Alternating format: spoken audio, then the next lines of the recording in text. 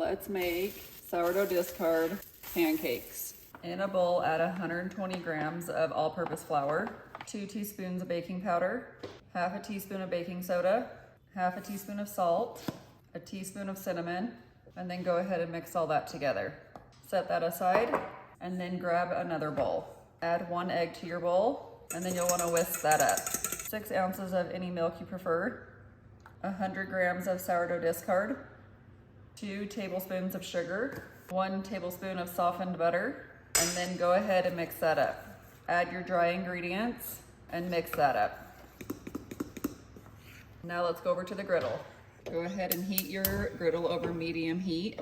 When your griddle is warm, go ahead and spray it with some nonstick cooking spray. Add your pancake mixture to your griddle.